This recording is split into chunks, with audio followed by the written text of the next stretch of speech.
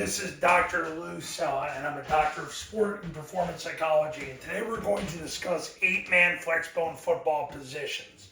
So you're saying, well, how do you run the flexbone at 8-man? Well, over 10 years ago, I had to figure it out when a school in Washington called me and said, hey, we want to run the flexbone, but we want to do it for 8-man. Well, immediately I realized to do it for 8-man, if you take the receivers out, basically then the defense can't have deep defenders, and then I'm like, well, then who else do we take out?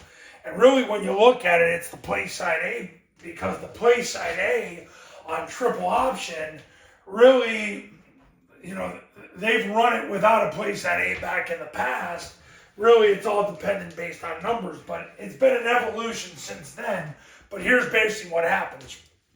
You've got a center, two guards that are about 2.5 feet away from the center, their hand at the heels of the center. And then you have the ends that are 3.5 feet away from the guards with their hand at the heels of the center. You need those splits basically to widen the read, to create running lanes, basically to take the backside away from the play side. So that's why the splits have to be wide. Quarterback's under center. The B, which is also known as a fullback's behind the quarterback. Usually his hand is about 3 yards away from the quarterback at the high school level. The faster he is, the deeper he can get. The key is he's got to be into the ball when the quarterback points the ball. But he's in a 3-point stance. His hand's about 3 yards from the quarterback. The A is behind the end. He's about a yard. He should be able to touch the end with his left or right hand. Basically, that's how close he needs to be. Okay, so that's the base formation. That's where it all started. Then what started to happen was, as Army and Air Force started to run the modern day zone dive, the offense evolved from there. So yeah, this is the formation where you'll run midline triple option, which is another evolution. The Academy's got away from the inside veer. Now they run midline triple option, so they can cancel the D tackle and the D end. They can cancel the B and C gap. But they also run rocket toss out of it and throw the ball.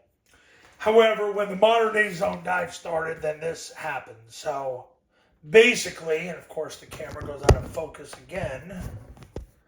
I'll try to get this taken care of. There we go for the most part. All right. Now, the heavy formation. So, all you're doing is you're taking the guard, bringing the guard over, and the end goes where the guard was. So you got the left end here, 2.5 feet away from the center, hand at the heels of the center, center's on the ball, dominant thumb on the laces, least dominant hand down. Right guard is 2.5 feet away from the center, dominant hand at the heels of the center. The left guard's there. 3.5 foot split. Same thing with the right end. The A goes behind the left guard. Quarterback's under center and the B back. So the only thing that happens is the end shifts down and the guard comes over. That's really what happens from there. So this is what you utilize to run the zone dive, because you need a 3-man surface with the A back to run the zone dive and to run the follow, and if you run kick. Also, it helps to run B-back toss so you can pin and pull it. So basically, you got an 11-man play, an 8-man football, and that's the beauty of it. So really, you got yourself a holistic offense. And the question I get is, well, aren't they going to know we're always running to the heavy side? Talk to my clients, they'll say, great, stop it. Because the only way they really ever stop it is if they match numbers. You've got 2.5 people on this side, 5.5 on this side. So are they going to match your numbers? If they do, then they take you serious. If not, it's all talk and no action. So they can know where you're going, but they didn't do anything about it. They got to match your numbers. Because right now you've got 2.5 over here, 5.5 over here.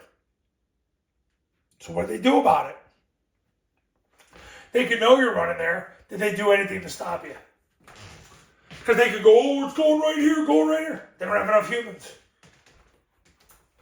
And you're triple teaming the guy over the guard running behind the triple team. Good luck stopping that. So That's why Scobie, Montana went from 2 wins to the state semifinals, and Quest in New Mexico won as many games as the last 8 years combined. It's not an accident, guys. So those are the positions in the 8-man Flexbone offense. And coaches, if you want to win big in 2025, give me a call.